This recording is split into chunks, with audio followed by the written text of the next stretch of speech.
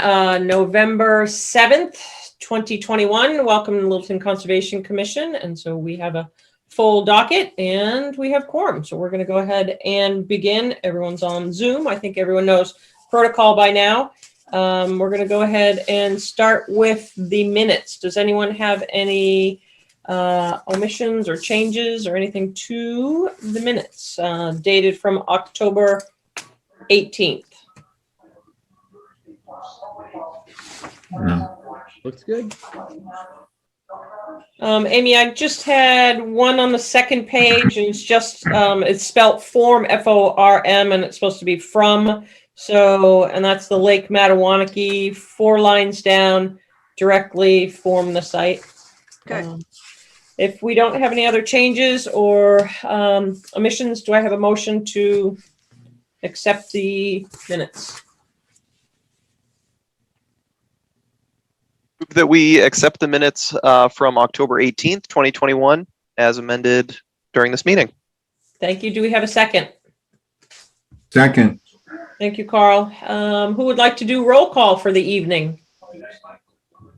That's Andrew, our clerk. I'm fully prepared. Excellent. Take it away, Andrew. All right. So Carl. Carl Melberg, aye. Brian.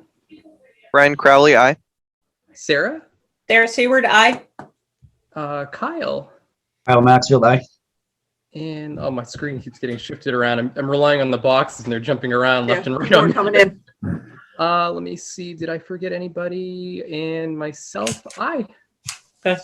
Awesome. Does anyone have anything they would like to, that was unanimous, by the way. Does anyone have anything they'd like to add to administrative discussions?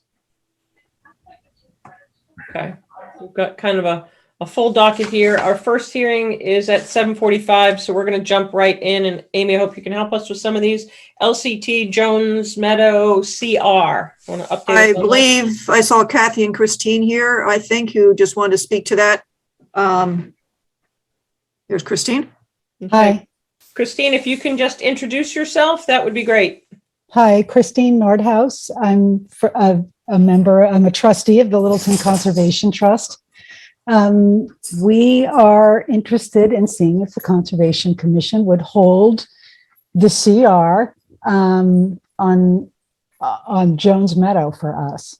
We were it was given to us by the developer. It's 4 acres of prime agricultural land. Congratulations, commissioners. Anyone like to address that? Sounds exciting. It's awesome. It's awesome. Yeah. Is there any way you can show a plot plan or where it is and how it's maybe connected to others? I didn't bring anything like that. I'm sorry. It's Bluebird Lane, which is the new development off of Spectacle Pond. I guess I'm not prepared to show you anything, but I could send you, a plan for that.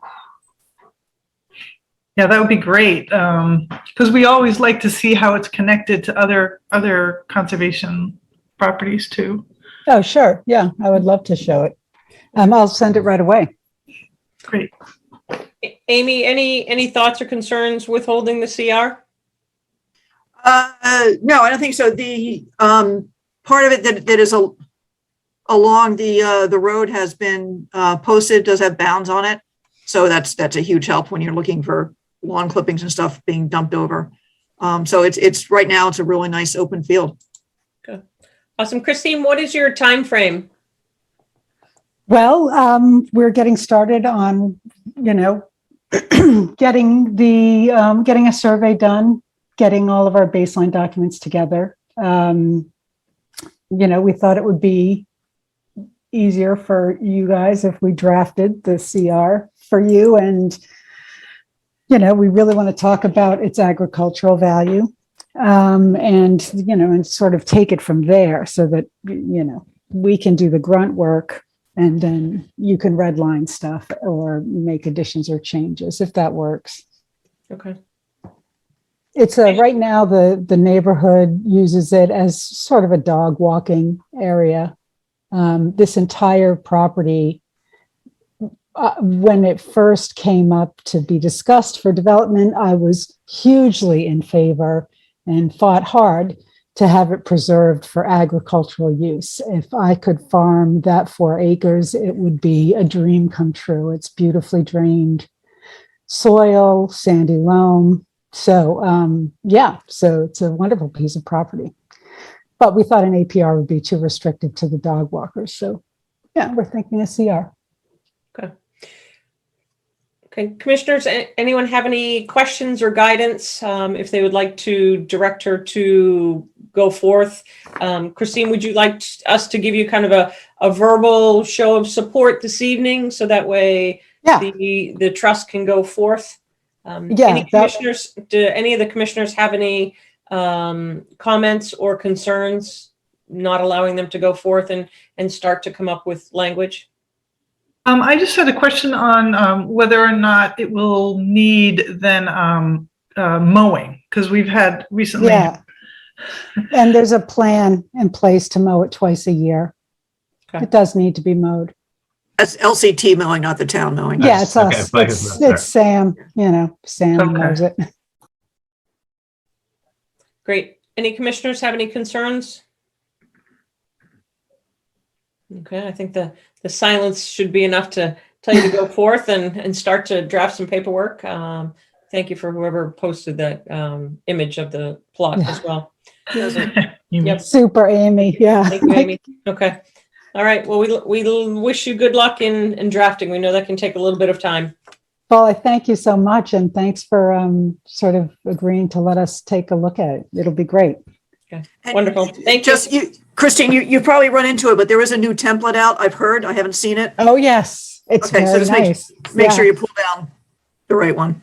Yeah, we saw the new template, so that's great.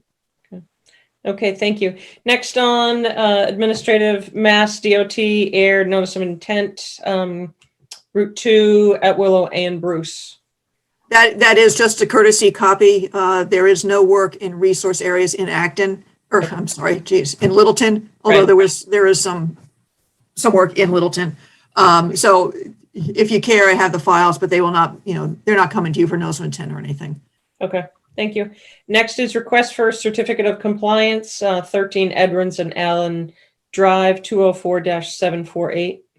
Yeah, this was an interesting one. For some reason, this one, which is Allen Drive, which was never built, got recorded on some of the Bennett Orchards properties in Edward. So they're just asking for a certificate of compliance for work that was never done. Just to clear up everybody's title. Okay, so what would you like from us? A vote to issue a certificate of compliance for work that was never done. Okay. Okay, do we have a motion? I'll make a motion that the board vote to issue a certificate of compliance for 13 Edward and Allen Drive, DEP file number 204-748. Do we have a second? Second. Okay, All thank right. you. Roll All right, call Andrew, vote. take it away. Carl, Carl Melberg, aye. Brian, Brian Crowley, aye. Sarah, Sarah Seward, aye. Kyle, Kyle Maxwell, aye. and myself, aye. It's unanimous. Okay, thank you. Let's, we're going to get to the abutter legal notification in a minute. Let's keep jumping down this list. Invasive species management planning. Let's see, 2 things on that. We had a weed warrior training that Anna was at this weekend that SVT runs that we did with conservation and LCT with 10 or 12 people in attendance, and there was one last month with the same number. So we're kind of trying to hope with SVT's guidance to organize some of this stuff, because neither I nor Rick Finley have the capacity right now to do it, the organization piece of it. So that's probably it for the fall. We may try to do an educational thing over the winter and figure out what we're doing, if there's going to be an invasive species committee, where it's going to sit, in the town and under what department in the town over at LCT. So there's just a lot to figure out Okay. about how to pull this together. Okay. Thank you. Mass Trails, I think the commissioners know that there was a memorandum that Amy put together, specific grant opportunities for the grant rounds. We talked about the ADA Trail at Colonial Drive, Hergert Boardwalk, Littleton Conservation Trust supplies, map trail guide. Amy, what would you like us? Do you want us to give you any guidance on this of order of priority, or commissioners have any thoughts on this? I appreciate the way it was spelled out for us. Yeah, I think the bottom two, the Littleton Conservation Trust, I didn't get any real response from them, so I think that's just out. Okay. I just kind of threw that out as a flyer. The trail map guide, I was going back and forth with the folks at Mass Trails, and it might not really meet their goals. So I'd rather not do something that's not going to be really strong. Okay. But we might be able to get a match with CPC to do that. Scott Lewis had a high end estimate, very rough, of $6,000. And we split it with LCT and CPA, we might be able to get those maps finished off and looking nice, which I think would be huge. Okay. So So we're down to the ADA Trail at Colonial Drive or the Hergay Boardwalk. The ADA Trail, the grant is only $50,000. And I don't think you're going to get close to an ADA Trail for $50,000. But I don't have anybody, it's 1,000 feet. I don't know, have anybody who's done any kind of estimate for me. I don't know if you heard Chris Stoddard is leaving. So I literally just tried to get his attention and he's gone. So I'm not gonna be able to get anything from him. So there's that piece. It could be a pretty heavy lift because there's a lot of moving parts for that. And so I was kind of defaulting to the Hergay Boardwalk. And I think the only big question there is, do we or don't we build a parking lot and where as part of the grant? There's two possibilities. One would be on the Hergay property at Foster, which very generically means people are coming and going out of Foster and knocking down a bunch of trees to build the parking. The other area would be on Balsam. And I have no idea how the neighbors would feel about a parking lot, 7-car parking lot or something in the Balsam field, and making sure the train people don't park there. True. Okay. Can the commissioners give Amy some thoughts and feedback on those properties? Or if you have any other ideas. Yep. It sounds like the boardwalk might be the most feasible idea. I'm partial to Long Lake Park and Colonial Drive, but I think Amy's right. It might take a little more resource to get that done. Yeah, I think it's going to need new parking to be viable. I think there's only 2 or 3 car parking there, and none of them are ADA. It probably should be paid for maintenance, which means stormwater, which in one sense means more impacts. We'll keep looking at it. I got Parks and Rec and Elder Human Services kind of wrapped up in here.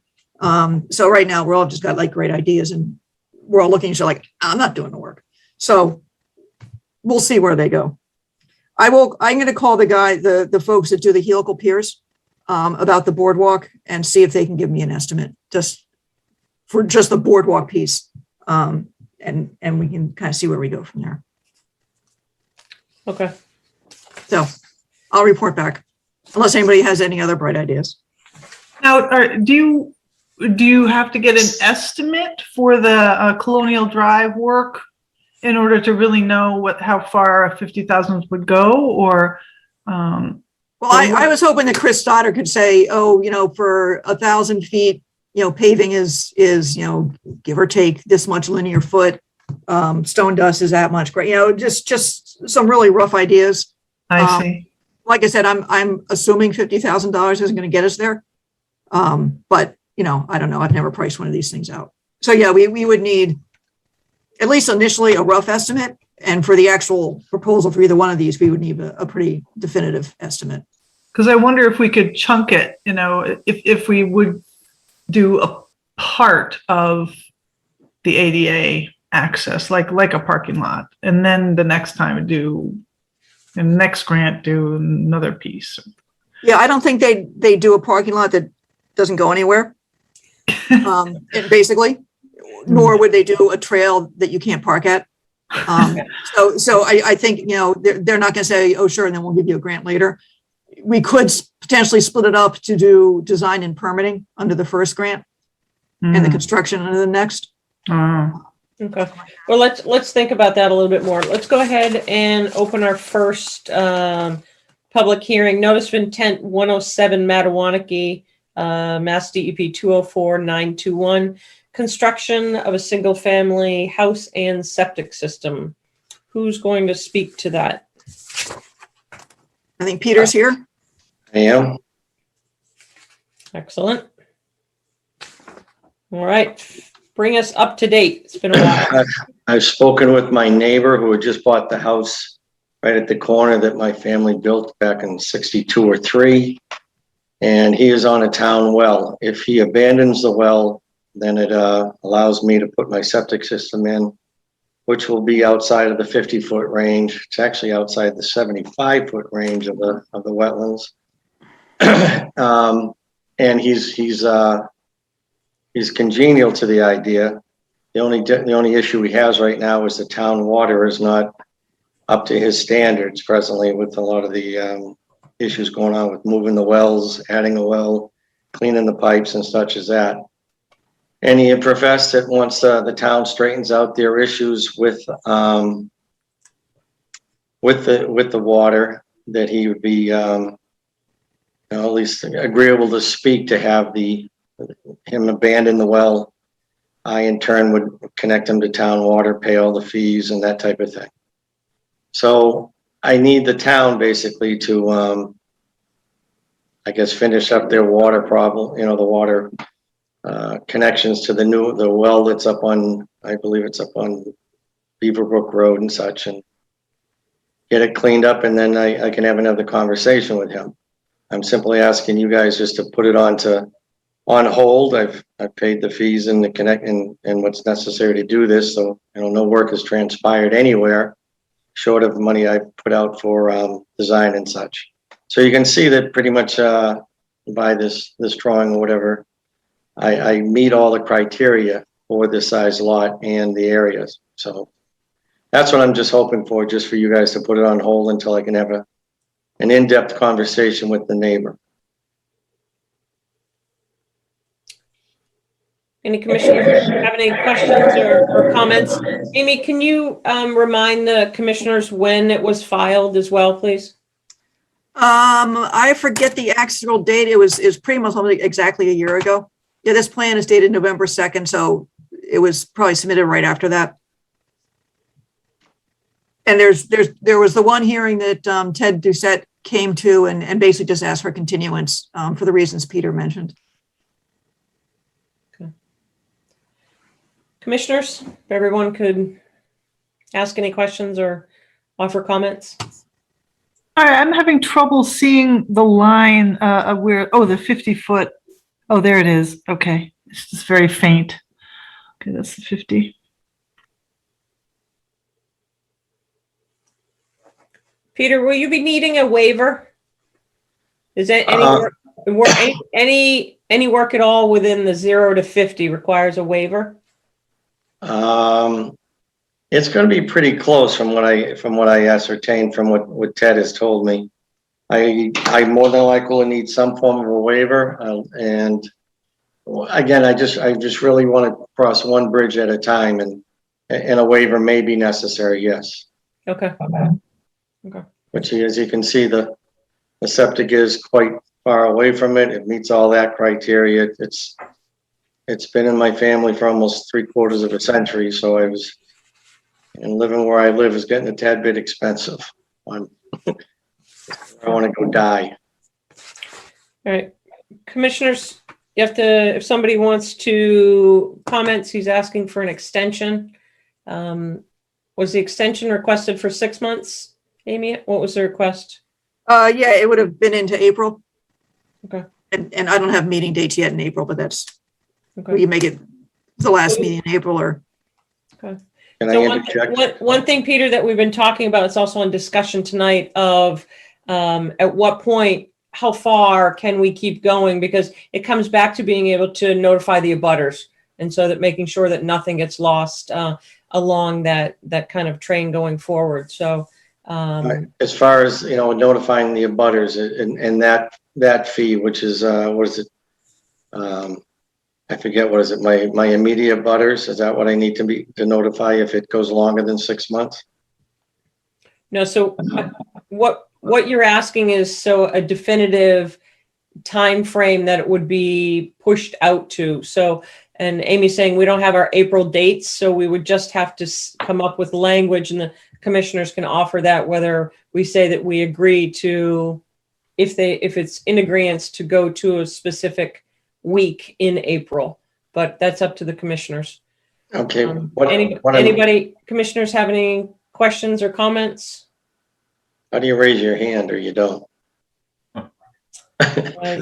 What my problem is if the town doesn't fix the water, I'm not going to be able to have a conversation with my neighbor.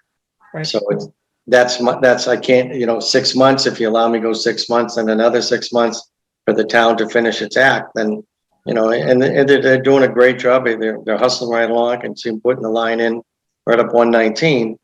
It's no detriment to what the town workers are doing. It's just, it's a time consuming effort, and I don't know what that time frame is. I mean, I'd love to be done in April, to be honest with you. I'd love to be able to have this conversation. Right. I don't think there's necessarily a problem with continuing it to the last meeting in April, because we don't have a date for that yet. But that's part of the reason why probably having re-notifying the abutters when we know an actual date. A month or so ahead of time, I could check in with Peter and see, do you think it's going to go in April? Yeah. Or continue, or notify the abutters at this point, or whatever the commission thinks. And vice versa. I mean, if Peter realizes that things are going to move faster for some reason, not letting you know a week in advance, I think you're obviously going to know more than a week in advance if you're going to go forward with this. So should let Amy know, or definitely so we can start letting the abutters know again. I don't think you can. Oh, really? Okay. Yeah, if it's determined tonight to go to the last meeting in April, you can't come back. Can't go earlier. Gotcha. February, you Okay. can't go earlier, because someone might listen to this and say, I'm not going to pay attention. Someone who's not maybe a butter, but an interested party. So it's just kind of. April would be great. I mean, I appreciate the extension, and it is what it is. I'm just hoping that things, if they progress faster, they do, and then we'll just wait till April. I'm fine with that. So can someone make a suggestion for Amy? Commissioners? So we've been hesitant to go any more than 6 months. So I'm okay with the 6 months, but beyond that. So I think what Amy's needing is an affirmative for the commission to say, just pick a date or that range so that she can go forward. So that would be April, I think. Yeah, one of the last 2 weeks of April. That works. Yes, I agree. I'm on board with that. Sounds good. Sounds good to me too. Yep, I agree. So I don't think that because this is still a discussion, Amy, I don't think you need a formal vote on that. No, So good enough for me. The minutes, Peter, will reflect that that's the commission's will to go for that time period in April. And that there will be a re-notification of abutters before that. Is that what I'm hearing? Yes. Okay. Yes, yep. If I satisfied my neighbor. Exactly, yeah. So just put on your calendar, maybe start of March, just touch base with Amy at that point. Okay. Sure.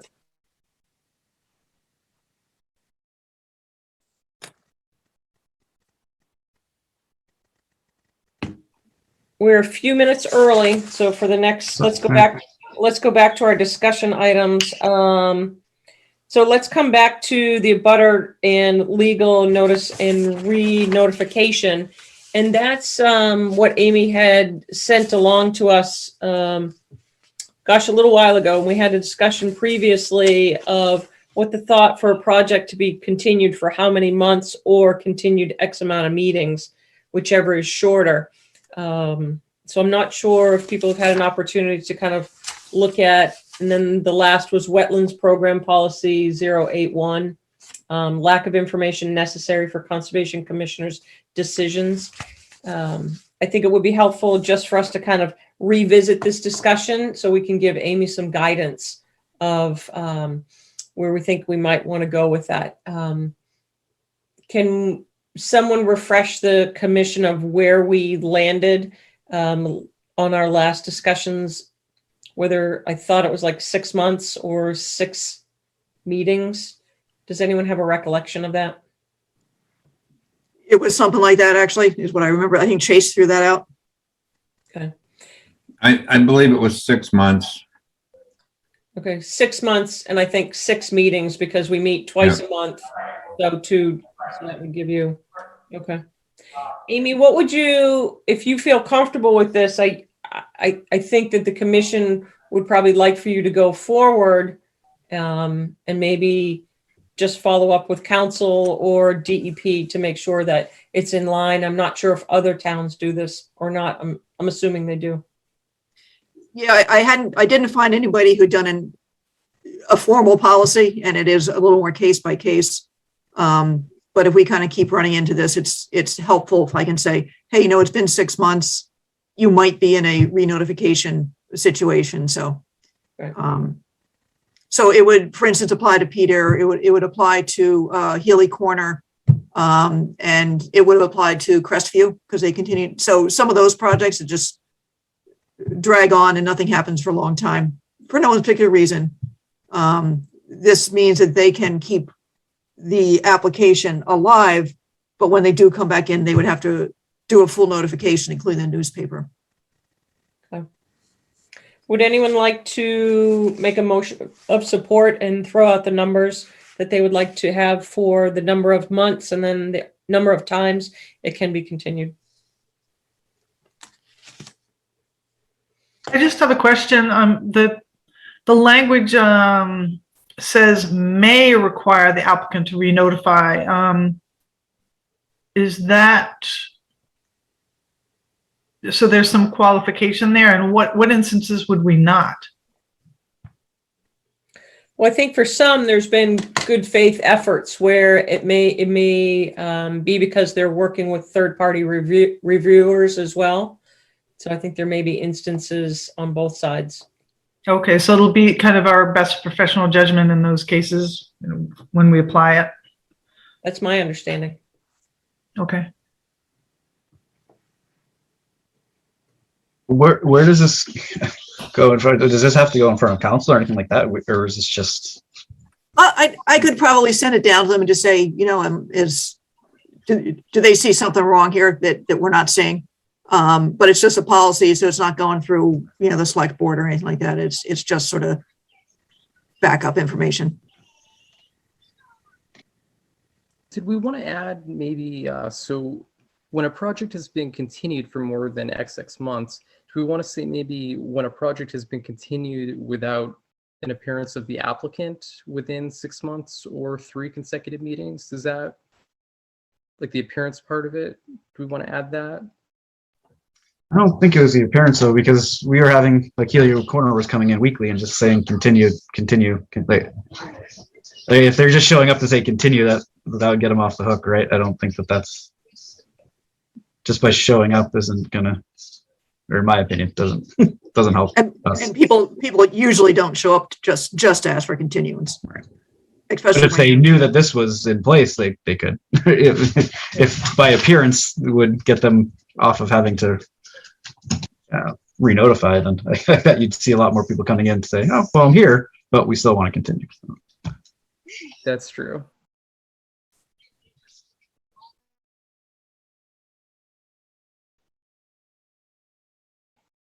Is this on your language, the 10.05 4G, is that referencing the DEP? I threw that in because there was a little bit of discussion about when the commission could deny a project for lack of movement. So I threw in some of that stuff at the bottom. Sarah's, or is that a different Sarah? I was looking at this policy as just regarding the re-notification, because I do think under the regulations and the policies that DEP has, it's a little more clear about when you can just deny for lack of information. It's already on the books, if you will. So I would take all this stuff out.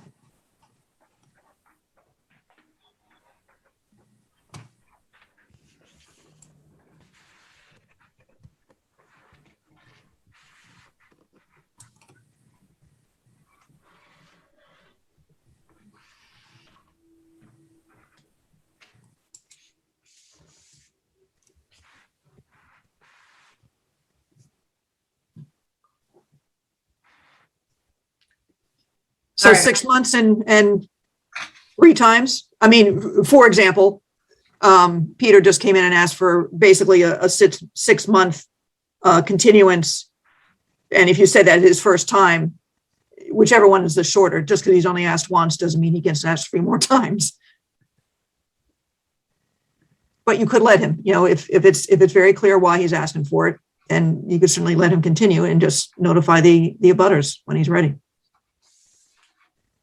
I agree with that.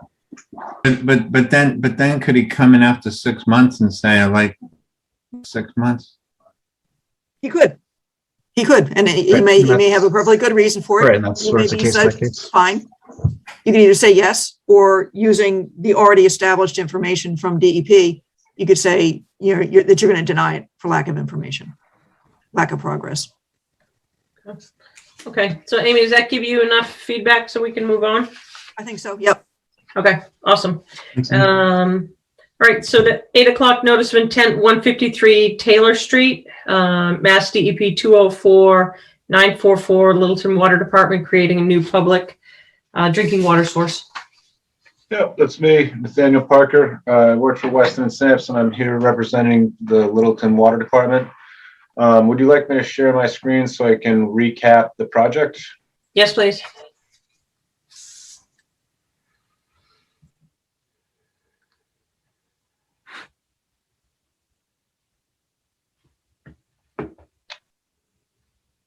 Can everybody see? Let me Yes. know if I need to zoom in at all. Okay, so we're proposing to run 2 pumping tests from an established 8-inch testing well that was test well that was put in the 1980s. It was a 5-day pumping test was conducted then, and it was evaluated, and it was found to be a good source. They haven't done any, the town hasn't done anything with it since then. So we're picking the ball back up and trying to make it happen for the town of Littleton. We're proposing to do 1 8-hour test at 300 gallons per minute and a subsequent 15-day test at 300 gallons per minute later on. That is probably going to happen next summer. But the 8-hour test will happen first. Last meeting, the Conservation Commission requested that we make a map and show where we are going to put staff gauges and piezometers. The Conservation Commission also requested photos of the new discharge location. And we also needed to get the notice of intent signed by the property owner because a land transfer has not happened yet. We have done those 3 things. Here, you're looking at a map with the 3 piezometer staff gauge locations. If you can see, one is up gradient right here in the bottom, in the south. Can everybody see that? I don't know if that's too small. Second one is cross gradient, almost at the same latitude as the well. And the third is down gradient north of the well, just south of Route 2. The discharge line goes north adjacent to the wetlands and then along Route 2 and discharges directly into Beaver Brook. Recapping what we went over last meeting, The discharge location was initially right about where my cursor is, but after discussions with the DEP wanted us to move it further out and discharge it directly into Beaver Brook, away from a static environment to a more good environment with flow, so that the discharge would go directly away from the well and not recirculate back into the aquifer. So that's where that is. I have photos right here of the proposed discharge location. This is on the east side right here. Let me go back to the map. It's approximately right about here. This discharge line is just an approximation. Once the guys who are running the test extend the hose out here, we'd like to see, they're probably going to want to see where the best location is to put the hose for safety, lack of runoff, all sorts of stuff. So this is one location. Trying to move this. And then moving down, this is from looking at this bank right here. If you can see my cursor from the western shore right here. So I'm taking the photo from right about here, looking eastward. And here's the overpass. Here's Route 2. And here's a possible location right here. I personally didn't like this location as much. I'm just trying to give the Conservation Commission a broader look at the eastern side of the river. This is a little too steep for me for safety reasons. I personally like here. It's pretty flat leading up to this spot right here, and it just discharges right into the river. So that's a photo. Those are some photos that the Conservation Commission requested. The third item was the notice of intent. Amy, I don't know, I think Amy was sent this. We have signatures of the owners on the notice of intent. Right here. And I think that covers all of the requests that the Conservation Commission had of us. Are there any questions? More discussion?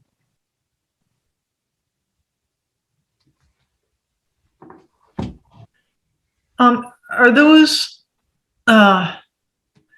piezometers and wells, are they enough to really assess the impact on the brook itself of a lot of, I mean, is this, is the amount that you're pumping out probably going to be the extent of the gallons in the future that you will, how you use the well, or is it below that? It would probably, it will not exceed the amount that the DEP allows the town to pump out of the system. Okay.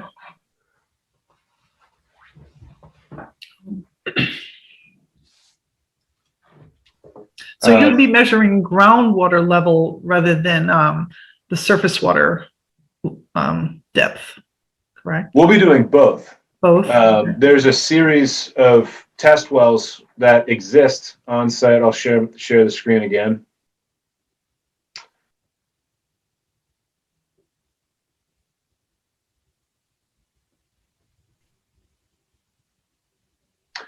There are, from this figure, you can't see it. I've had it on other figures in the past. But there are a number of test wells that were put in here in the 80s to find this location. And all of those test wells were likely tested. And the location where you see this 8-inch test well here was found to be the best. So they put in a larger diameter well, the 8-inch test well there. Because there are established test wells out here, we can use those test wells and put transducers in to measure water levels and record water levels. We'll also be measuring hand water levels to confirm that what the transducers, the data that the transducers record is accurate. The piezometers and the staff gauges will measure when you put in a piezometer. Sorry if I'm you don't know what a piezometer is. I'm just assuming you don't, so I cover my bases here. A piezometer is hammered. It's generally a metal pipe that's hammered directly into the aquifer, and it measures the head, the pressure the water pressure that goes up into the piezometer. And when you have a staff gauge associated with that piezometer and you're measuring surface water level, you can see whether or not the system is giving or taking. And every system gives or takes throughout any given year. Rivers sometimes give water to the aquifer, and sometimes aquifers give water to the river. And when you have a piezometer staff gauge system, in this case, Beaver Brook, you're going to be able to see how the river and the aquifer are interacting with each other throughout the test. And you'll also be able to see how the pumping test affects the aquifer from the water level data that you get within the test wells.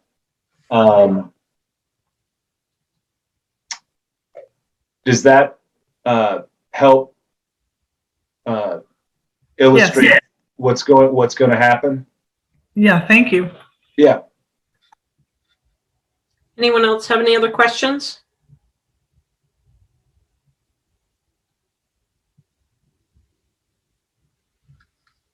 Okay, so if we don't have any other questions, would someone like to make a motion? I will also note this is in natural heritage mapped area, and natural heritage has signed off on this. Okay, thank you. And Amy, you can you discussed- remind? Okay. Sorry, go ahead. Are we signing off for both tests? Is that what we're trying to do with this? But with a condition that we have a discussion after this shorter test? Is that? Yeah, that's what I was just looking up from last time. The condition would potentially be to report back after the 8-hour test and before the 15-hour test, in particular to discuss any changes to downstream flow conditions. And that was noted in the minutes that were approved for today as well. Yep, I just wanted to make sure. That's a good point, that conversation carries through the minutes.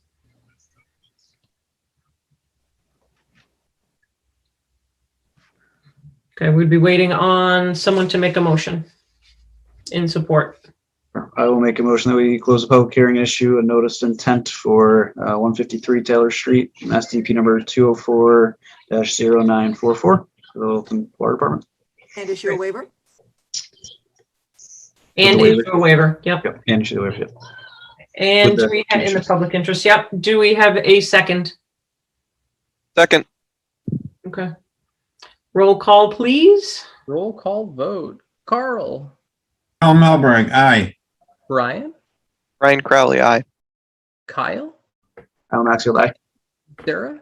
Sarah Seward, aye. Self, aye. It's unanimous. Okay. Thank you very much. Good luck. Thank you very much. Okay. Next is continued public hearing notice of intent for A Grimes Lane, and that's Mass DEP 204-941, construction of new home and associated work. Someone here to speak to that? Yes, good evening. Mark Slager from Allen Engineering. I'd like to share my screen, show you the updated plan.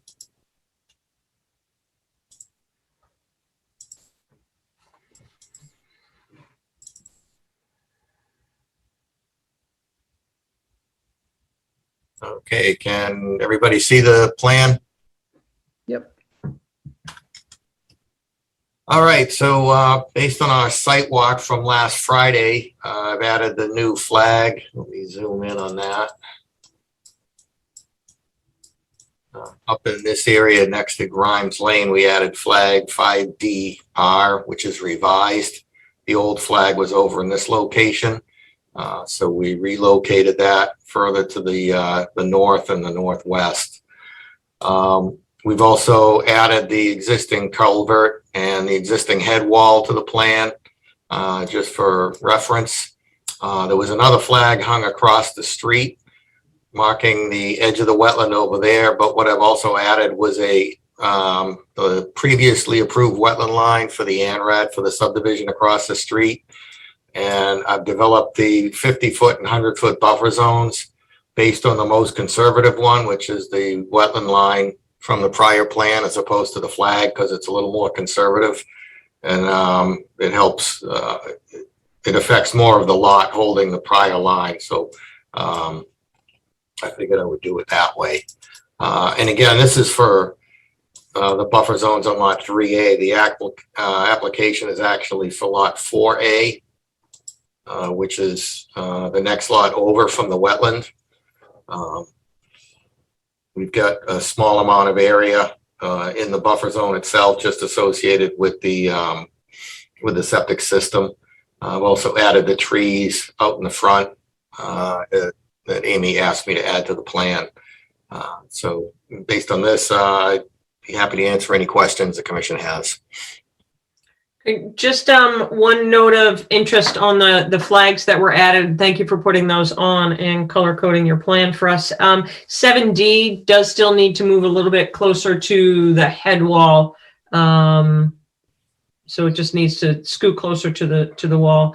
We did have a site visit the other day. There's some things that came to mind that were apparent that it's been difficult because we feel as though we've been piecemealing these lots together.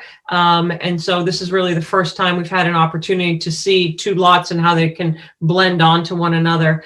Of concern going forward on any of these lots is really, and we talked about it, the safety and assurances for the root structure of some of those, beautiful mature trees there. So we did see, sadly, some infractions on the lots that would potentially degrade some of the roots. So if you want to just talk to that and how you hope to amend that, that would be appreciative. Well, I did speak with the owner and developer on my way home Friday, and he assured me he would revise all of the orange fencing that's around the trees, specifically on lot 6. When we looked at that area, there was a dumpster and an excavator that were encroaching within the root zone. So he assured me that he would have those moved today, or actually yesterday. I haven't been back to the site to confirm that they have been moved. But I also reminded him that the orange fence that protects the trees is supposed to be 1 foot out from the tree for every inch in diameter. And what he had was just significantly inadequate. Wasn't close to that specification. So I did remind him of that. I will be back out on the site tomorrow, so I'll take another look and make sure that those trees do get better protection than what they have now. Okay, thank you for that explanation. Commissioners, anyone have any questions?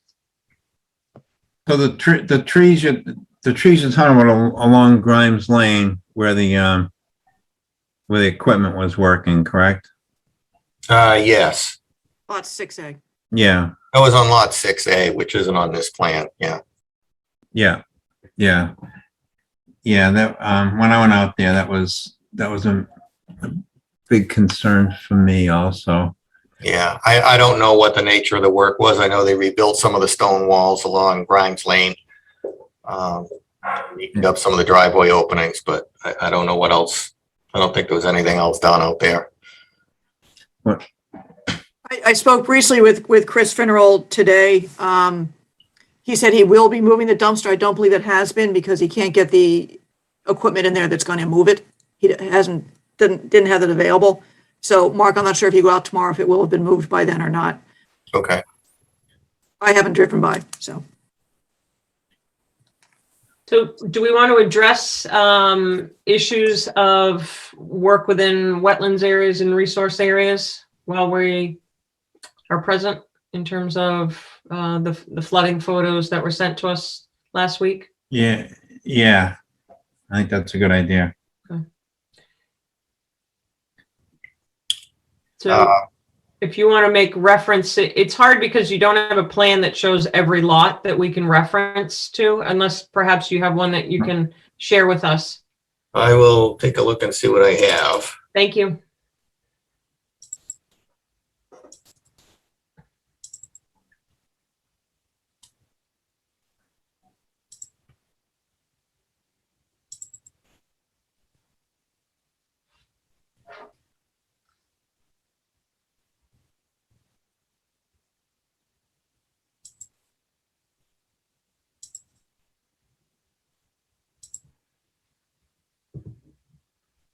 Okay. I don't think this is as current. It doesn't show the revision to the wetland line on lot 3A.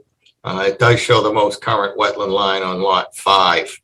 But it doesn't show the more accurate. This isn't the house we're going to be building on lot 6, and lot 5A, we don't have a house picked out yet. And lot 3, we're reevaluating that one altogether. What specifically does the commission want to discuss right now? Well, I think to talk a little bit when we were out on site the other day of the mistakes that occurred with flagging, not flagging resource areas, and then where all the water is being held presently. Okay. Originally, this area was flagged, and then according to the developer, Chris Finneral, he mentioned that this ditch had previously been determined to be non-jurisdictional. So when they started stripping the loam, they just went all the way down to the bottom of the slope and kept a little bit of distance from the ditch. And then Amy pointed out that ANRAD had expired and that the commission would like to likely review that. And when the commission did review it, it was subsequently flagged and has since been determined to be jurisdictional. At the time when they started stripping the loam, I had them put some silt fence between their limit of work and the wetland area. There's another row of hay bales that was, well, not hay bales, but silt fence and straw wattles that were put in that represent what was actually approved by the commission. So there's actually 2 rows there. Where they had stripped the loam off, they actually ended up creating a small sediment basin so that any runoff would just be trapped in that sediment basin on the uphill side of the silt fence before it was able to get into the drainage ditch. At this point, that area is probably just going to be regraded, loamed, and seeded with a wild mix and allowed to just reestablish itself. I know it does reestablish fairly quickly out there. And then once the everything's all said and done, they'll put in the construction posts, and that's going to be in the area that's not going to be mowed or maintained in the future. So the uphill silt fence is representing the limit of work, and they know they can't go beyond the uphill silt fence. So are you talking about that that open water area? Yes. Yes. That was you're saying that was made to be a detention area? Yeah, that was where they had stripped the loam in preparation for lot development. So it seemed like, I mean, what I saw was silt fence right in the middle of it with water all around it. And it was really difficult for me to see where the delineated line was. It didn't seem to make any sense to me when I saw that high water in there. And the high water gave me, a good idea what was going on there. And I saw an area that actually I thought connected, that wound up connecting that ponded water to the ditch. No, the ponded water was actually pretty well separated from the ditch. If you went out there and looked, if you follow heading on the ditch side of that ponded water, I could see where it almost connected through, where it flowed over.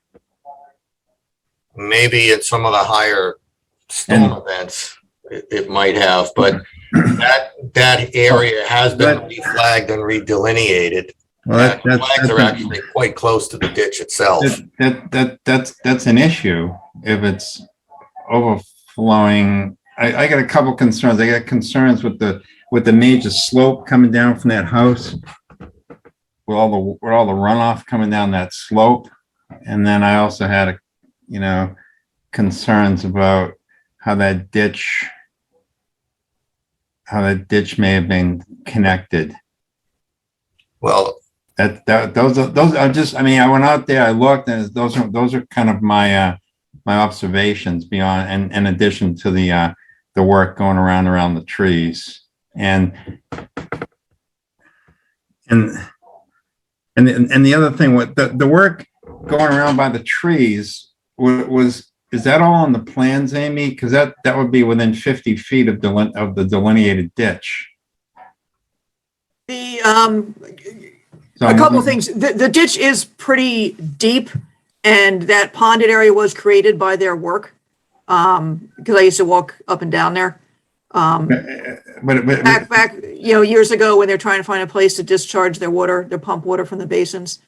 So they created that ponded area. What about the work that's being done adjacent to the ditch? There's no work being done there anymore. It was done earlier in the summer. And then they stopped work and they added some silt fence there. And then once the order of conditions was issued for lot 6A, we put in the second row of silt fence per the plan. So there is some work on the outside of that silt fence within the 50 that was done earlier in the summer. But nothing has been done since then, since we realized it was part of the jurisdictional. The problem with the way this site's being developed is that, like Amy said, or someone on the board said earlier, by piecemealing, it makes it really difficult for us to get a holistic view of the entire site and how water's moving around, where the wetlands are, because we're doing a piecemeal and the site's being disturbed as we're doing it. So we're not getting an accurate picture. In my view, we're not getting an accurate picture of the site. I find it really difficult. I had a lot of questions on the meadow delineation because of what I was seeing in the soils. And it's I think Carl, when we were out on site, Chase and I shared your same view, and we talked about that we have to look at the work that was done in error and also what's been done within the first 50, and we feel as though that needs to be addressed straight away. I'm very disappointed to hear that dumpster and that wasn't addressed today. So I feel as though there needs to be more stringent guidelines put on that lot to get it stable, and to figure out where that water is going to go and the work that's been done in the first 50 and in the first 100.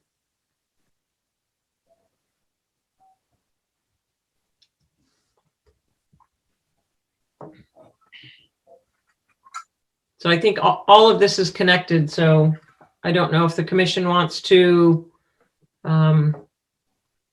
ask for greater detail or hold on 4A until we can have a deeper dive into, as Carl said, the holistic flow of the water on these properties to try and put them together. I could certainly, Amy, if you're available tomorrow, I can meet you out there and possibly I think what we're looking for is something in writing that states what's going to be done. Okay. And specifically for that ponded area on 6A, is that correct? Correct. Well, yeah, so that was my question. What happens with that? Does that turn into just a That whole area of detention disturbance? pond? Right. You dewater it on 4A. Now take it up to 7A. That's where the old water used to go. Yep. Can't do that now, though. Oh, that gets rid of it short term. It's just going to come back in any storm event, right? Like what's going to get done in that area? Is it raised back up, or we'll restore it to its original grade? It was very flat in that area. Once you got a few feet away from the brook going to the west, it was fairly flat, and then it went up the hill. So we'll restore it to the original grade and provide a restoration plan and timeline. It's going to be difficult to get it to regrow now, so we'll end up just, hay mulching it or straw mulching it rather.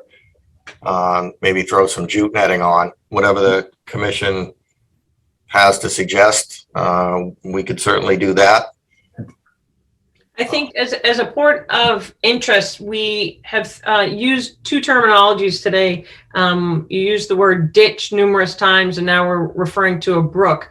I think when we are discussing this, having this conversation, we need to be very clear on what lot we're referencing the discussion on.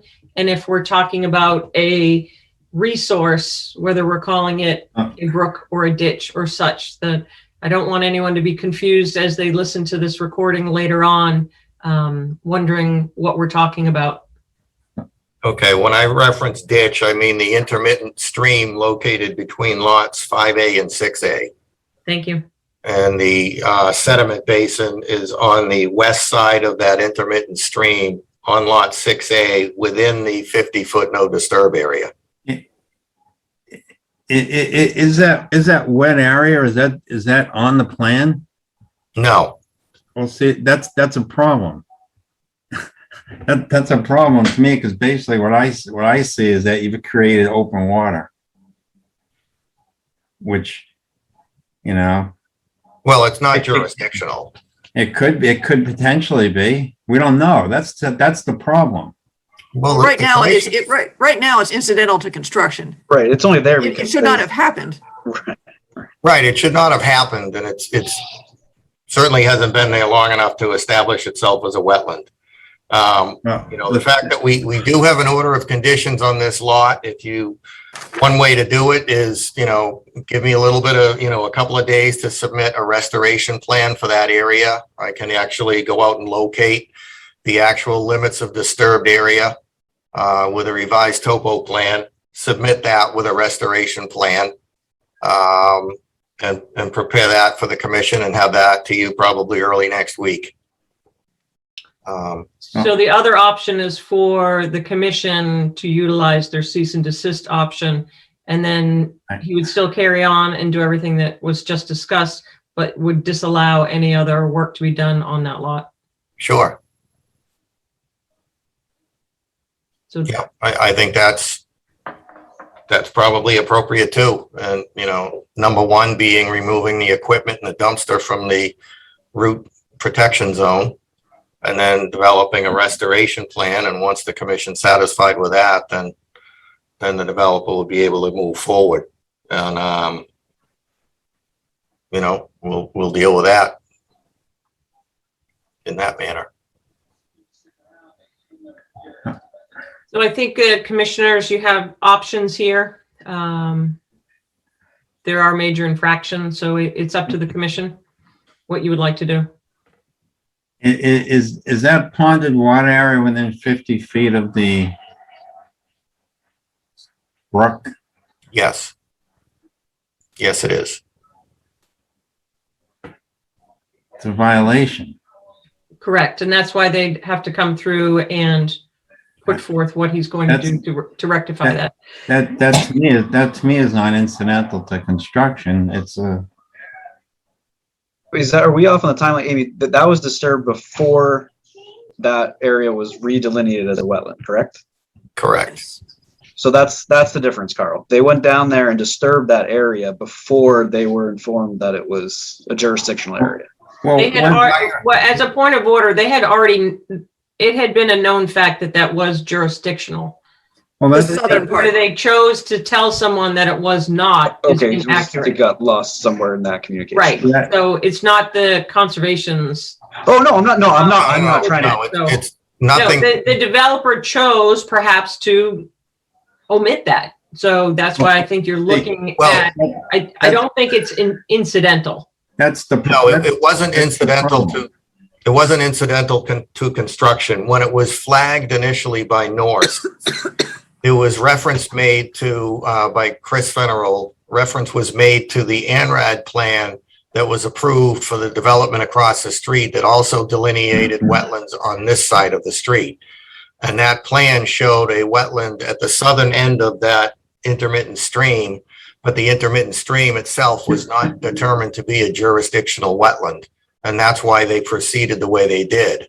And then Amy pointed out that ANRAD had expired and that the commission would like to re-review that. So were you basing that off of the delineation that they did across the street? Well, they delineated the What I'm hearing? wetland. They delineated the wetland on the entire property, including this property. So it was basically it was all under one ownership. So they did a delineation that showed the wetlands on the southern end between lots 5A and 6A. And then there was also the wetlands that was shown on lot 3A on this plan. But it showed the ditch as just a drainage ditch and not an intermittent stream that was jurisdictional. So based on that, they proceeded, staying more than 100 feet away from the wetland at the southern end of lots 5 and 6. But then it was pointed out that the commission wanted to re-review that drainage ditch, and then it was determined to be an intermittent stream. But that was after the developer had moved forward with stripping the loam and prepping it for site work.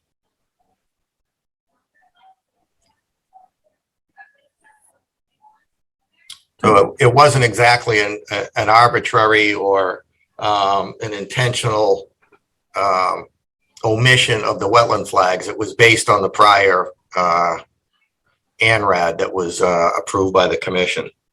Right, which had expired. And I think it boils down to diligence that, developer should have done a little bit more due recourse and look at where the wetlands are.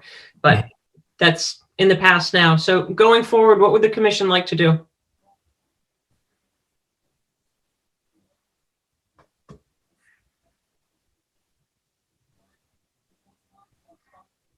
I think Mark seems pretty willing to work with us on solving these issues right now, and getting the site back in order, back to its existing conditions, knowing that there is an intermittent stream there. And So getting rid you're of going dumpster, to allow trees. them to, so just to be clear, by not doing a cease and desist, you're going to allow them to carry on and do work on that site. Nope, I'm saying the exact opposite. I'm saying I'm in favor of a cease and desist, and Mark seems willing to work with us on that, understanding where we're coming from. I think it makes no sense. Okay. So if someone So would like to if you're Yeah. going to issue an enforcement order that is going to be asking for a cease and desist, what are they ceasing and desisting? The foundation is poured. So I think, Mark, do you recall what they're doing? Are they doing framing in there? On lot 6A, no. In fact, I don't remember when we were out there Friday, the foundation wasn't in, was it? I don't remember seeing it. I can't remember. So basically, I'm going to be thinking of 7A. I don't think they've done the foundation there yet. right. So basically cease and desist means no motorized vehicles, nothing. So that they have to stop what they're doing, Kyle, they have to come up with a plan and, they'll step forward. First thing is to get rid of the dumpster and the equipment and then come up with, if it needs to be enhanced with erosion controls and go from there. But no work would be done on the site. Actually, Mark, yeah, you're right, because that was one of the reasons Chris was calling me, because he thought I was holding up the building permit. I said, no, you've got your building permit. But I don't think he even thought he had it, so. Building will be put on hold once this is issued, if a motion and it's approved. Exactly. And you mean no motorized work? That is relative to construction of the house, right?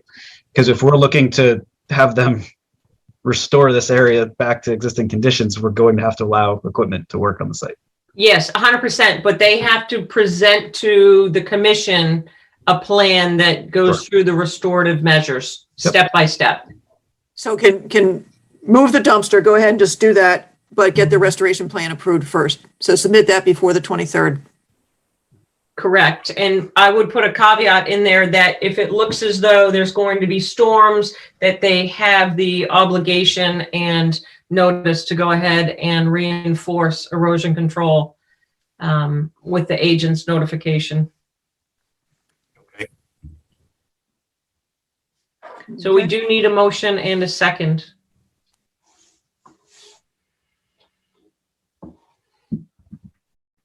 Okay, make a motion that we issue enforcement order in the form of a cease and desist order until the site is brought back to its existing conditions and approved by Conservation Commission. Do we have a second? Second, Okay. Thank you. Roll call, Andrew? Yes, Carl, Carl Melberg, aye. Brian, Brian Crowley, aye. Kyle, Kyle Maxfield, aye. Sarah, Sarah Seward, aye. and myself, aye. It's unanimous. Okay, thank you. So we need to come back to, is there additional work we're looking for the notice of intent on 4A Grimes Lane? Is it the wish for the commission to try and make sure that they have a better understanding of the perhaps hydrology or resources in that area? Or would you like to close, and what would you like to do on 4A?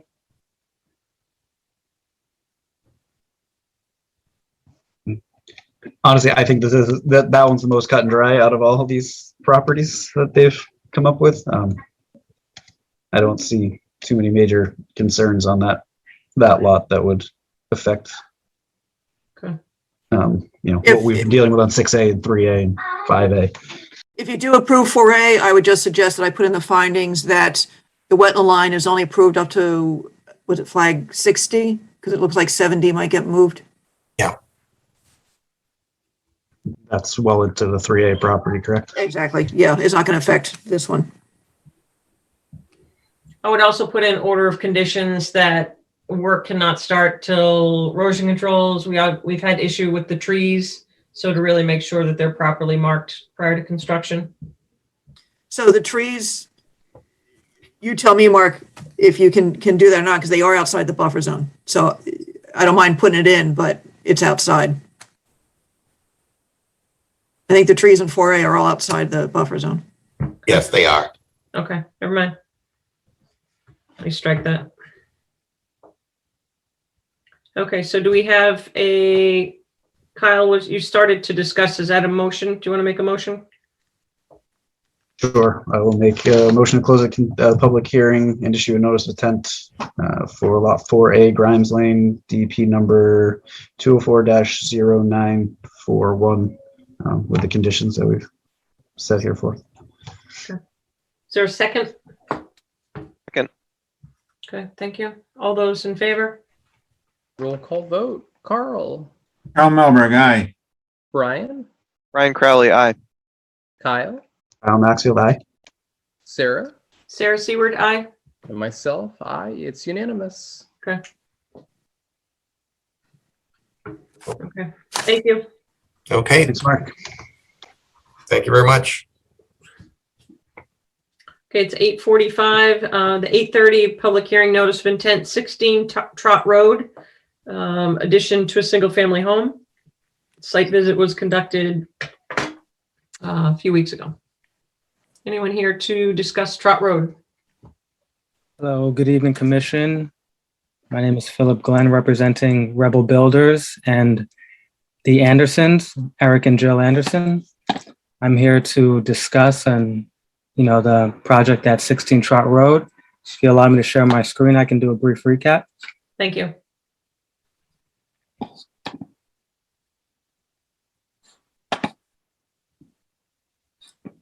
Can everyone see my screen? Yes. Okay. So here we are at 16 Trot Road. The site is located here on lot 7. I believe a few members of the commission were able to make a site visit where we were requested to create a silt fence and straw wattles in the located area for erosion control. So we've included that on the plot plan from GPR. Just wanted to show that to you all. We sent it in last week. And as per our previous discussion about the project, we know that it's encroaching the wetlands closely. So we will be doing all hand-done construction, and we will be preserving that, protecting that line, and not going over with any type of mechanical vehicles or anything of the such. We will be storing items on site in the garage area or front of the home. just a reminder, there is currently a deck at the location of the addition, and we will be demoing that deck. And what we are proposing is a small addition of a family room and sunroom that will be taking up the area of the existing deck. Here you can see that we're not overstepping the wetlands buffer line.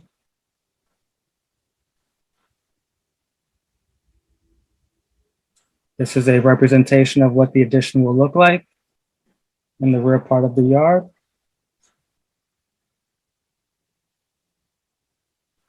And as of today, we received a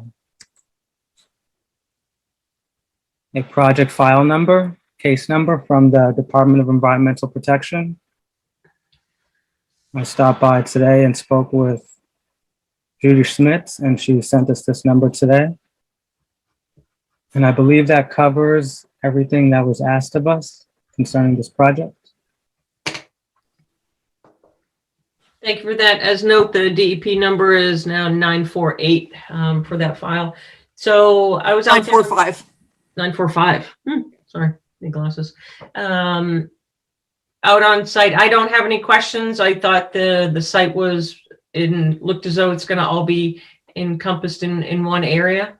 I don't know that any other commissioners had questions. A quick question I saw on the sketch or the plan representation of what's going to be their downspouts. Where are they just the water being collected by those downspouts just right there? Are they getting put into the ground, or are they just allowed to? Where's that water going? Sorry. The water on the site, as far as the silt fence and straw wattles? Nope, just anything collected from the roof that's going It's into just the downspout. it's just gonna tie into the existing roof structure because it's a less than 300 square feet addition. So it's gonna be tied into the existing roof structure by the garage, and the downspout would be going not on the wetland, outside of the wetland. Okay, so there isn't a downspout. Okay, the drawing showed looked like a downspout on the new addition. So Yeah, it's interesting that the addition is quite small. Yeah, it's just to give them a little bit more of room as the kids are growing and they need their own space. So,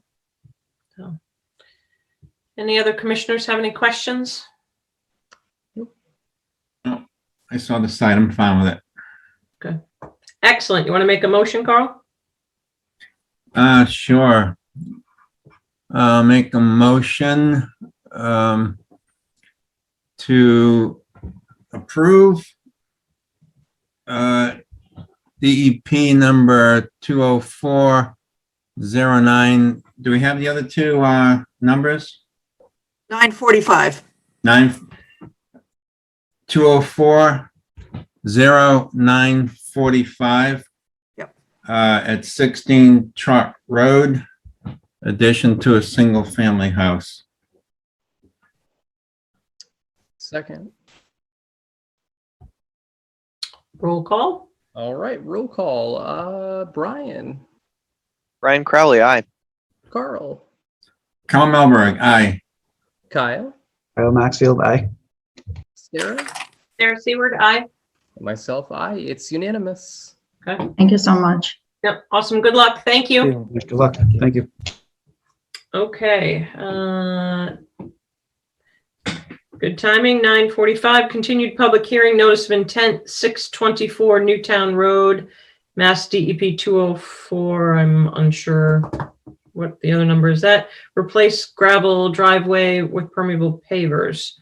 Yeah, they have not gotten their DEP number, and I lost track because there was a couple people who backed out last week, and I believe these are one of the guys who said they would not be able to make it this week. Okay. So there you go. That's good. Let's jump back to discussion items, if we can, back to our front page. Let's see. So we've done Mass Trail grants, consideration of associates. Do we have that posted, Amy? Never really got anything in writing. It just sort of went around in emails because the issue was brought up, sorry, Anna, that she's no longer a resident of Littleton, does own property in Littleton. And the town administrator's office said you need to be a registered voter in town to be an associate. Okay. So I think we'll continue to talk about that because I think Anna's also contributed. We're talking about web page updates and things like that as well.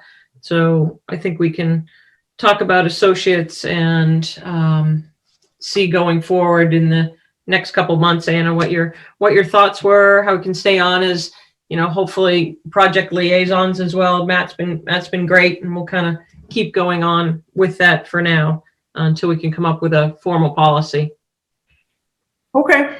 Do we, let's see. So we'll come back to that, Anna, okay? Let's talk about budget goals and priorities. Ed had sent a lot of information dated October 8th. Which he's probably talking about right now down at the select board. All right. Is there anything, I thought it was great information. Is there anything that you need for us to review for you? You had I saw the departmental services, top 6 services provided by the department. Yeah, so the budget isn't, and the only budget looking at now is the office budget. It's not the Oak Hill budget, and it's really not going to change. And it may be coming from someone else, but it's still around $2,000. So that's not really going to change all that much. But we will need to do the goals and priorities. So what you had in front of you was basically last year's, and I changed it around a bit. What do you think the chances are?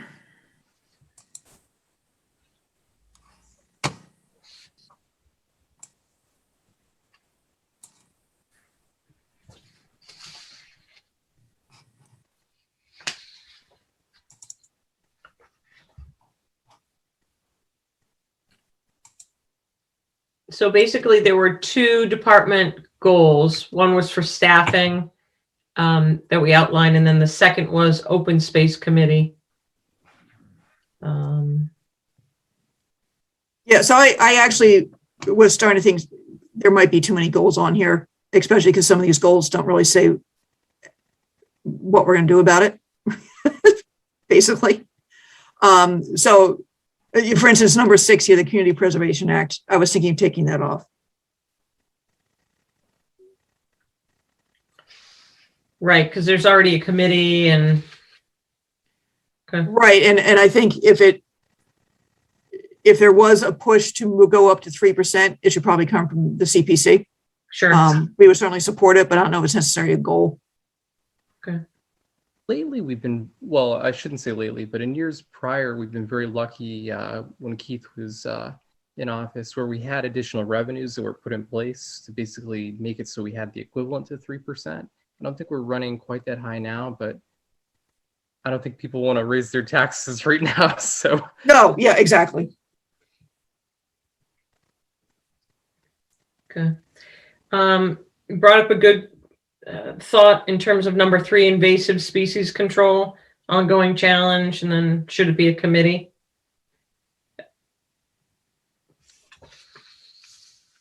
Anna, can you tell us how the Weed Warrior went, and do you think that's a program that can be like ambassador driven or partnership between the conservation and the trust?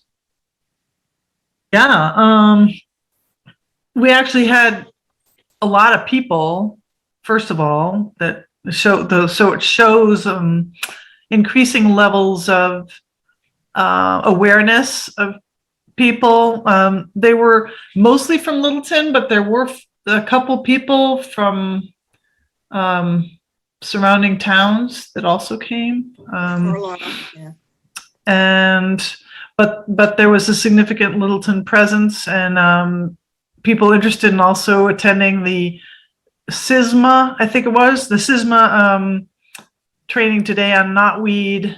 And yeah, so I wasn't I didn't know how many people attended the previous one, but there does seem to be enough interest. So out of those people who are already trained, we could have, and people were really enthusiastic. So it seems like they're willing to come in and when needed, potentially, and work on conservation properties. And they know that they're aware of the method that's best that SVT recommended as an approach in these areas, from the outside in.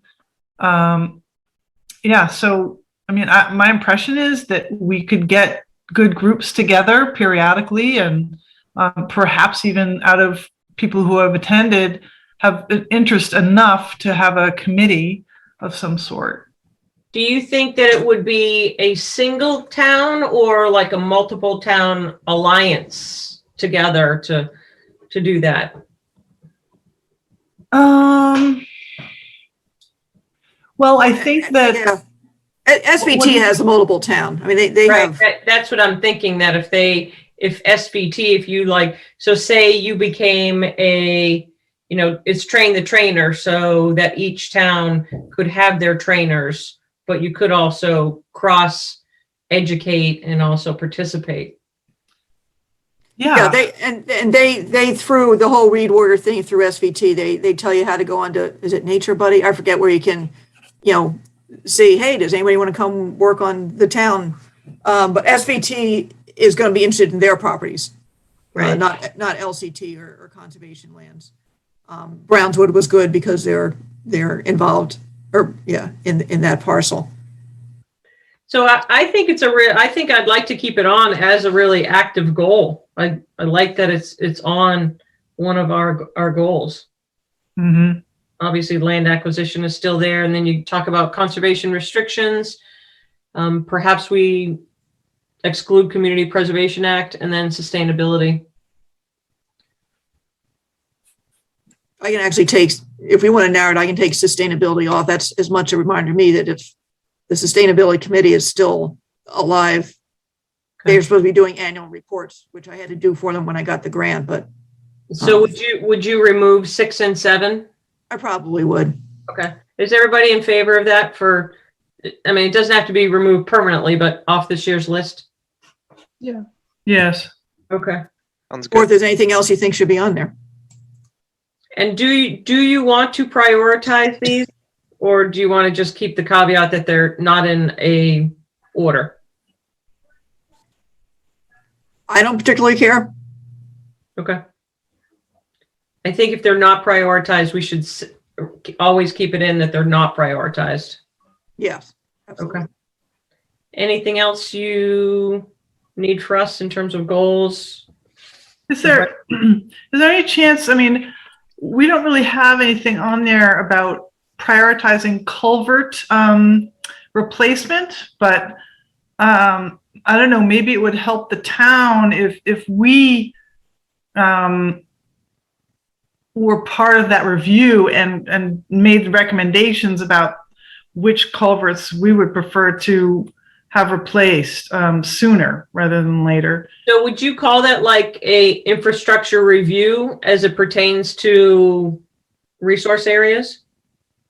Yes. Probably more looking at areas that could benefit by aquatic connectivity. Sure. How would you term that everyone would understand what that goal would be? And I will say I've done the training. It's very complicated to actually assess the culverts the way that they want them assessed. I think the best thing to do is also to make sure it is in the MVP and the open space goals. Because when highway goes after a grant for a culvert replacement, because they'd be the ones who'd be leading it, they need the backup that the town has shown as a priority. So having it listed here would help also, but this is going to get buried. Right. So are you saying that you're trained, but are the culverts prioritized already by anybody? No, in the statewide stuff, they've looked at some of the ones in Littleton, Not all of them, it just depends on whether or not they have staff or not. I can't imagine that they even know of all of them. Look at all the site walks that we go on and we find culverts that are coming right out of highways. Yeah. Yeah, and the ones that one that is close to the development on that's going to air near Spectacle Pond. It's there was a hidden culvert there crossing crossing the road. Sure. I'm sure MassDOT finds them all the time. So, but Amy, if you think of wording of how maybe you want to add something like that, just to make sure awareness that we're following up for the open space plans, to make sure all the culverts are on. Yep. Anybody have any other changes to narrative or questions on department services or anything?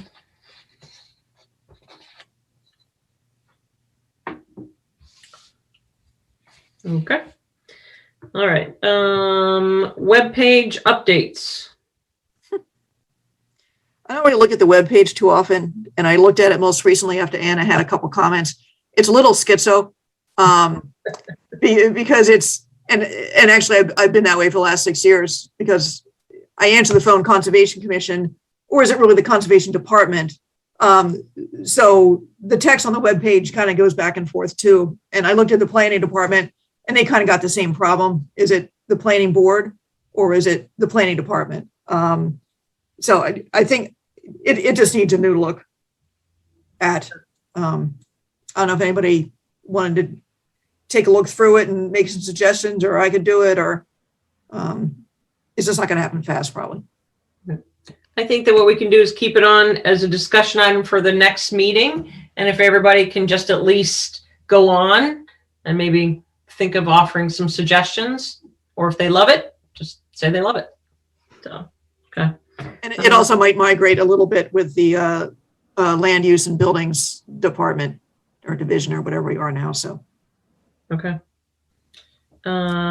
Tree City USA, Amy, or? Oh yeah, just to let you know, this was kind of an initiative a little while ago that I think the Water Department started and didn't really able to follow through. And I think the town is almost there. The hardest part sometimes is you need to have shown that you spend $2 per capita in your tree budget, and I think we easily show that.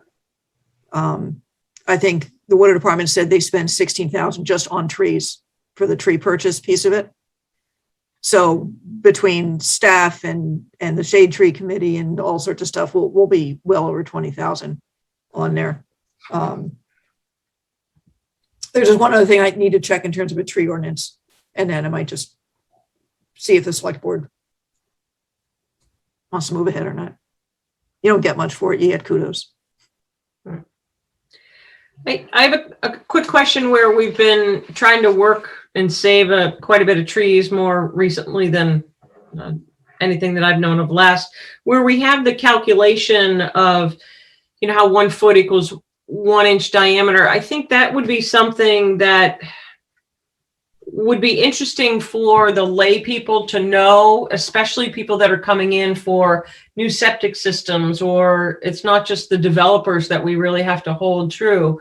We look at what the library went through, but if there's a way that, or somewhere where that's not buried, kind of like a fun fact that, and it could be that we have other fun facts on the website that people should know. This is what we're trying to do. We're trying to help. So I think I have the tree protection stuff as a tab on the web page. Oh, okay. I didn't see that. Okay. I think it's just alphabetically on the left under trees, I think, if I remember. Okay. But it doesn't have that almost replacement value piece of it. Were we thinking about adding something to our regs in regard to tree preservation? I would love to, especially when it comes to replacement.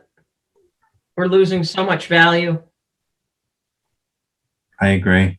But I don't know what other towns have done. And watch out when you open up the regs for discussion. Like vernal pools. Like like vernal pools, yeah.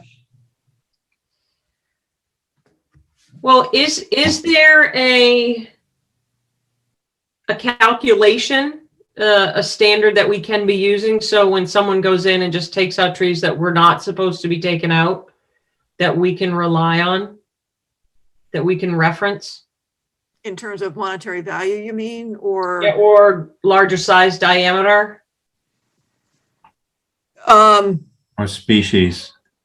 Yeah, I know species we can usually work with. It seems like our diameters are so small that the trees aren't, for what we're losing, we're not going to see them in our lifetimes to get back. The replacement trees, you mean? Right.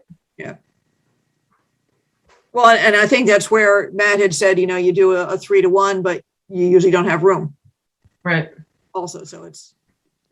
Or do you tell them to buy a bigger tree? Yeah. Yep. But that's where I'm always curious where we draw the line or where we can ask for more. It's, I mean, from what I did when Matt was looking at stuff and we were going back and forth, I mean, it is kind of all over the place. And you can look at, with New York Arboretum, is something out of New York City parks. And they had the valuation and the tree zone, but that's New York. So it all varies. And actually we're struggling with that in Acton with someone right now we have a 50-foot no disturb zone, and a 75-foot no structure. And the guy's right on 50-foot.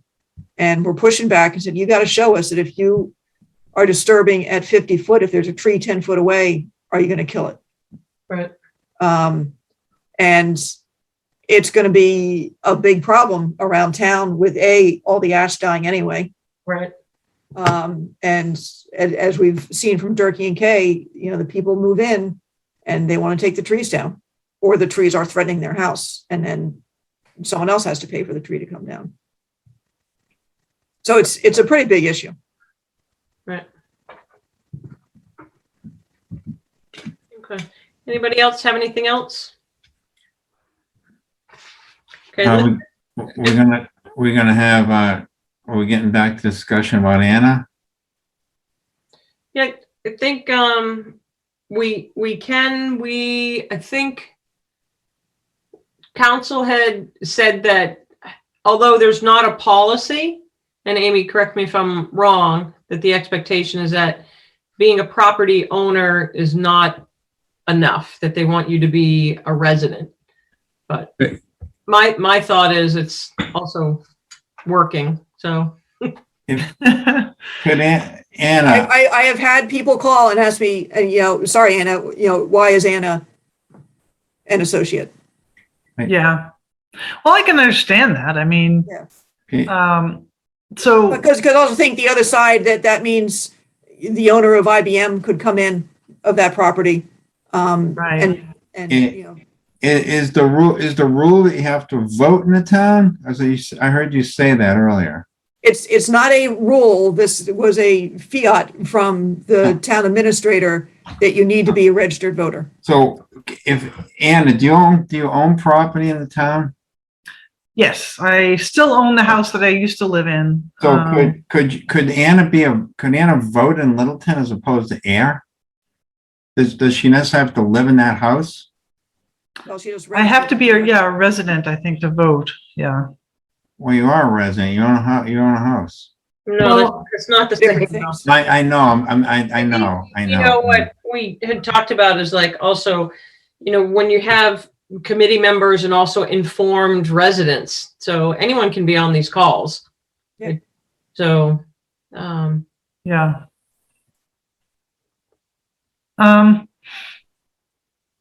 Yeah, I mean, I had to go through the same thing because I'm still president of the Long Lake Neighborhood Association, and so we were like, oh, can I be? But then we decided I would finish out my term, so I'm still on there, but yeah, I mean, you mean to be an informed resident, I could like listen in on the meetings. And then, it's the same that Matt can still do that. Anyone can do that. So right. Yeah. if she's not an associate, she could still, could we designate her as like a, just not an associate, but we could like ask for assistance with a certain issue. We could come up with a different volunteer title other than associate. Maybe Interested volunteer. volunteer the commission. Well, but you have to remember that you do have volunteers and you also have task force. And so there's different things, just like we're talking about invasives. So you have to have representatives. Certainly we have the Conservation Trust that comes in all the time, and they're not associates, but they come in and we listen to them as well. So. Mm-hmm. So I think the difference is that Anna just can't speak up at the meetings and ask questions as an associate board member. However, she could do it as an informed, As the public. as a public, if we, right. It So don't you even have to be informed. but we'd have to call. go through, Carl, and you just go through the mechanism of raising your hand. Yes, exactly. Who you are. Right. Yeah. So that, and I hate to lose Anna's expertise in a lot of these issues. That's why I was seeing if there's another way that we could tag her. Yeah, I think you're just not ultimately, and it certainly doesn't happen today, but we'll discuss it at the next meeting, that we'll talk about that more, Anna, and then see what the opportunities are. I think it's just how you're represented when you ask questions. So you're just a, interested party. Yeah. I know there are some towns where there are just people who just have, they come to every meeting and they comment. They're not an associate, they're not a commissioner, but they're the public and it's a public meeting. Oh, absolutely. Well, so what would be the process of me leaving the commission? Would I have to submit a resignation, or just go? Or they would right now, I just looked, theoretically, your term ends in 2023. So yeah, I think a letter of resignation, if that's the way to go. Yeah. Anna, you and I will talk this week, and we'll see timing on that, end of the year or something like that. Okay. Yeah. All right. That sounds good. Okay. All right. I think we have. Quick question, Amy. We're in for the Littleton Town tree hunt? Is that true? Yes, and where are we? I think that's next weekend to decorate. Oh, It's supposed to really? be done by like 6 a.m. on Thanksgiving morning or something like that. Oh, really?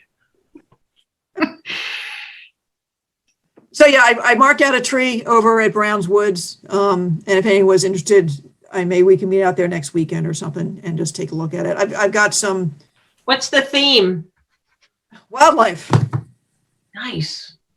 So I got, old bird calendars. Oh, nice. Right. I laminated some of the birds and some of the wildlife of Littleton. You can hang those up. String some stuff without it being on fish line, Anna. You need we'll get you some baling twine or something. We gotta set the right example. Yeah, I have a bunch of that. So I can string something together beforehand too and meet you out there. Yeah, roll pine cones and bird seed or, whatever. Yeah, that's a good idea. Pine cones and birdseed, and well, yeah. Now, when you say next weekend, do you mean the 13th and 14th this coming weekend, or do you mean the 20th and 21st? Probably You're the gonna be out 20th there. and 21st, actually. Yeah, the 20th and 21st would be Okay. with me. Because it would still be up a Yeah. week before the actual hunt starts, or 4 days. Yeah, and at least I will be out there, once a week anyway. And if we want to hang more stuff or change stuff, or if a bear comes through and eats everything, then, we got a happy bear.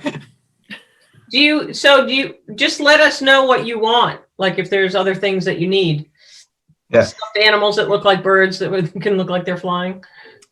Let me know what you want to put on the tree. All right. Stuffed animals. It will be out in the weather. Excellent. Do we have a motion to adjourn Oh, November 9th. So, did we continue the discussion for 331 Goldsmith? For what? For 331 Goldsmith at the end of the agenda? Oh, that was, yeah, the agenda got revised. I don't think I sent it around to you guys. That was the other people who backed out. Gotcha. It was like 15 minutes after I sent it. I was like, it's the last one. They don't really care. Okay, you tried to stop me, Andrew. Try not to send you an email every day. All right, it's 9:16. Do we have a motion to adjourn? So Motion to adjourn. Yes, I second. all right, roll call vote. Carl, Carl Melberg, aye. Kyle, Oh, Maxfield, aye. Sarah, Sarah Seward, aye. Brian, Ryan Crowley, aye. and myself, I. It's unanimous. All right, everyone, have a great week.